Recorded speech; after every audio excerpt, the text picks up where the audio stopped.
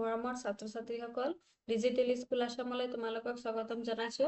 আজি মই তোমালোকক পঢ়ুৱাম ক্লাছ 6ৰ এছামিজ। ক্লাছ 6ৰ এছামিজৰ অসমীয়া ভাষাৰ বিকাশৰ কথা।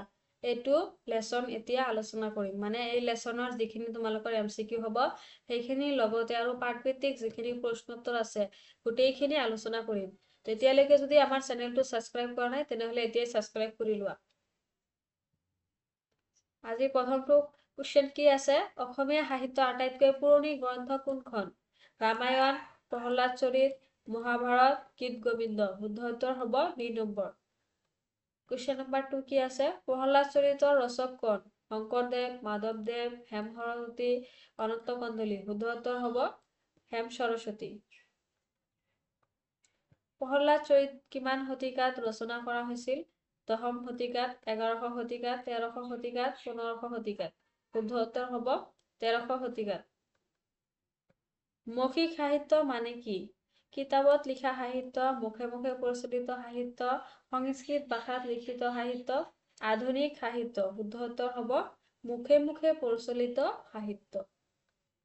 ভাষাৰ উপাদান নহয় কোনটো? ভাষাৰ মানে উপাদান আছে, সেই উপাদানবিলাকৰ ভিতৰত মানে ইয়াত সুধিছে কোনটো ভাষাৰ উপাদান নহয়। 4টা অপশ্যন আছে, তাৰে ভিতৰত শুদ্ধ উত্তৰটো হ'ব সংগীত। মানে নহয় বুলি কৈছে। ধ্বনি, ৰূপ, শব্দ এই তিনিওটা ভাষাৰ উপাদান হয়, কিন্তু সংগীতটো ভাষাৰ উপাদান নহয়।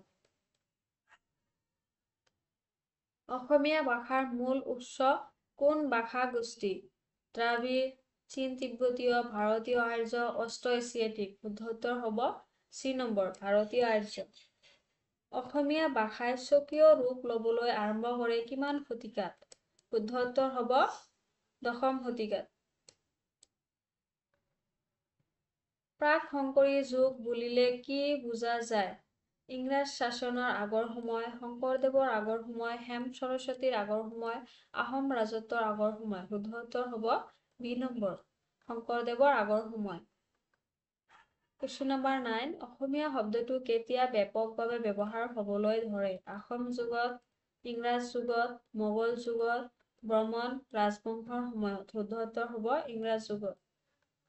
কোন বিদেশী ভাষাৰ পৰা ডেস্ক, বেঞ্চ, চকলেট আদি শব্দ অসমীয়ালৈ আহিছে? অসমীয়া ভাষালৈ মানে বিভিন্ন এই বিদেশী ভাষাৰ পৰা শব্দ আহিছে, তাৰে ভিতৰত এই শব্দকেইটা মানে ডেস্ক, বেঞ্চ বিলাক কোনটো ভাষাৰ পৰা আহিছে? এইটো হ'ব ইংৰাজী ভাষা। অসমীয়া ভাষাৰ বিকাশত জড়িত প্ৰাচীন ৰাজ্য কোনটো? মগধ, কামৰূপ, কলিংগ, চোল। এতিয়া শুদ্ধ উত্তৰ হ'ব কি? B number Kamrup. কামৰূপটো হয় অসমীয়া ভাষাৰ বিকাশৰ লগত জড়িত প্ৰাচীন ৰাজ্য। অসমীয়া ভাষাৰ বিকাশত কোনবোৰ ভাষাৰ প্ৰভাৱ আছিল? অসমীয়া ভাষাৰ বিকাশত কোনবোৰ ভাষাই প্ৰভাৱ পেলাইছিল? বৈদিক, সংস্কৃত, প্ৰাকৃতিক, অপভ্ৰংশ। এইটোৱে হ'ব শুদ্ধ উত্তৰ। অসমীয়া ভাষাৰ বৈচিত্ৰ্যৰ মূল কাৰণ কি? বিদেশী বণিকৰ প্ৰভাৱ, আৰ্যসকলৰ প্ৰব্ৰজন, বিভিন্ন জনগোষ্ঠীৰ ভাষাৰ মিশ্ৰণ, ইংৰাজ শাসন। শুদ্ধ উত্তৰ হ'ব অসমীয়া ভাষাৰ বৈচিত্ৰ্যৰ মূল কাৰণ হ'ল বিভিন্ন জনগোষ্ঠীৰ ভাষাৰ মিশ্ৰণ। চি নম্বৰ শুদ্ধ উত্তৰ। কোন যুগত অসমীয়া ভাষাত ইংৰাজীৰ প্ৰভাৱ বৃদ্ধি পায়? কোন যুগত বৃদ্ধি পায়? আহোম যুগত, মোগল যুগত, ইংৰাজৰ শাসনৰ সময়ত, স্বাধীনতাৰ পিছৰ সময়ত। শুদ্ধ উত্তৰ হ'ব ইংৰাজৰ শাসনৰ সময়ত। লিখিত সাহিত্যৰ আগতে অসমীয়া সাহিত্যৰ মূল মাধ্যম কি আছিল? শিলালিপি, মৌখিক পৰম্পৰা, তালপাতৰ পুথি, তামৰ পুথি। শুদ্ধ উত্তৰ হ'ব মৌখিক পৰম্পৰা। লিখিত সাহিত্যৰ আগতে মুখে মুখে মানে সাহিত্য ৰচনা হৈছিল।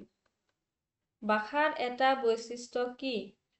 সময়ৰ সৈতে সলনি নহয়, স্থিৰ আৰু অচল, সদায় বিকাশমান, কেৱল লিখিত আৰু কথিত নহয়। ভাষাৰ বৈশিষ্ট্য বুলি কওঁতে কি হ'ব?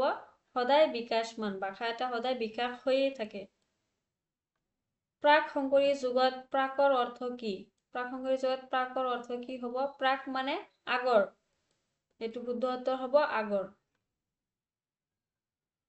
আধুনিক অসমীয়া ভাষাৰ প্ৰমাণীকৰণ কেতিয়া হৈছিল? আহোম যুগত, ইংৰাজ যুগত, ব্ৰহ্মণ ৰাজবংশত, কোচ ৰাজত্বত।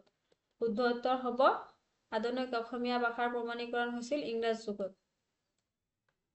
প্ৰাচীন অসমীয়া ভাষাৰ গঠনত কি প্ৰভাৱ পৰিছিল? প্ৰাচীন অসমীয়া ভাষাৰ কেৱল সংস্কৃতিৰ, কেৱল জনজাতীয় ভাষাৰ, ভাৰতীয় আৰ্য আৰু স্থানীয় ভাষাৰ মিশ্ৰণ, কেৱল পাৰ্চীৰ। উত্তৰ হ'ব চি নম্বৰ, ভাৰতীয় আৰ্য আৰু স্থানীয় ভাষাৰ মিশ্ৰণৰ প্ৰভাৱ পৰিছিল। অসমীয়া ভাষাৰ ভৱিষ্যতৰ বিষয়ে কি আশা কৰা হয়? অসমীয়া ভাষাৰ ভৱিষ্যতৰ বিষয়ে কি আশা কৰিব পাৰি আমি? অসমীয়া নামেৰে থাকিব, অসমীয়া ভাষাটো মানে থাকিবই। এতিয়া আলোচনা কৰিম পাঠভিত্তিক যিখিনি প্ৰশ্নোত্তৰ আছে সেইখিনি। 2 নম্বৰত কি আছে? উত্তৰ দিয়া। শৰ্ট কুৱেশ্যন হয় এইবিলাকক, সহজ হয়, পঢ়িলেই পাৰিবা। ক নম্বৰটো চোৱা কি আছে? নয়নাহঁতে খুৰাকৰ পৰা কিহৰ বিষয়ে শুনিবলৈ ইচ্ছা কৰিছিল? উত্তৰ হ'ব অসমীয়াৰ বিষয়ে শুনিবলৈ ইচ্ছা কৰিছিল। হেম সৰস্বতীয়ে ৰচনা কৰা তোমাৰ পাঠত উল্লেখ থকা পুথিখনৰ নাম কি? প্ৰহ্লাদ চৰিত। প্ৰহ্লাদ চৰিত নামৰ পুথিখনৰ বিষয়ে এই পাঠটোত আছে আৰু এই পুথিটো কোনে ৰচনা কৰিছিল? হেম সৰস্বতীয়ে। অলিখিত বা মৌখিক সাহিত্য মানে কি? অলিখিত সাহিত্য কোনবোৰ? যিবোৰ সাহিত্য আখৰেৰে লিখা নহয়, বৰং মানুহৰ মুখে মুখে প্ৰচলিত, সেইবোৰ সাহিত্যকে কি বুলি কোৱা হয়? মৌখিক সাহিত্য। ভাষাৰ দুটা উপাদানৰ নাম লিখা। ভাষাৰ দুটা উপাদান কি কি? ধ্বনি আৰু শব্দ। অসমীয়া ভাষাটোৱে কেতিয়া স্বকীয় ৰূপ লাভ কৰিবলৈ আৰম্ভ কৰিলে? দশম শতিকাত স্বকীয় ৰূপ লাভ কৰিবলৈ আৰম্ভ কৰিলে। অসমীয়া শব্দটোৰ প্ৰচলন কাৰ আমলত বেছিকৈ হৈছিল? অসমীয়া শব্দটোৰ প্ৰচলন ইংৰাজৰ আমলত বেছিকৈ হৈছিল। শব্দ সম্ভাৰ বা অভিধান চাই শব্দাৰ্থ লিখা। ইয়াতে কিছুমান শব্দ দিয়া আছে, সেই শব্দবোৰৰ অৰ্থ লিখিব লাগে। ত্ৰয়োদশ, স্থানীয়, নিগাজী, স্বকীয়, আমোল, আৱাসভূমি, উপাদান, অলিখিত, অনুকৃত, এইবোৰ তোমালোকৰ এক্সামত আহে। বিপৰীত শব্দ, সমাৰ্থক শব্দ, তাৰপিছত ধৰা অৰ্থ লিখা, এইবোৰ পঢ়িবা। ত্ৰয়োদশ মানে 13 সংখ্যক, স্থানীয় মানে থলুৱা বা নিজৰ অঞ্চলৰ, নিগাজী মানে চিৰস্থায়ী, স্বকীয় মানে নিজা, আমোল মানে শাসন, আৱাসভূমি মানে বসবাস কৰা ঠাই আৰু তাৰ প্ৰাকৃতিক পৰিৱেশ, উপাদান মানে বস্তুৰ মূল পদাৰ্থ, অলিখিত মানে আখৰেৰে নিলিখা। এতিয়া আছে 8 নম্বৰ কি? তলৰ শব্দবোৰ একোটাকৈ সমাৰ্থক শব্দ লিখা। ধুনীয়া। সমাৰ্থক শব্দ কোনবোৰ হয়? যিবোৰ শব্দ মানে একে অৰ্থ থকা শব্দবোৰেই হ'ল সমাৰ্থক শব্দ। ধুনীয়া, সুন্দৰ দুয়োটা একে অৰ্থ বুজাইছে, এইবোৰ হয় সমাৰ্থক। নিগাজী, নিগজী মানে স্থায়ী, প্ৰাচীন মানে পুৰণি, পূৰ্বতে মানে আগতে, পুথি মানে কিতাপ, সামৰণি মানে সমাপ্তি। আজিৰ ভিডিঅ'টো ইমানেই। ভিডিঅ'টো ভাল লাগিলে লাইক কৰিবা, কমেণ্ট কৰিবা। ধন্যবাদ।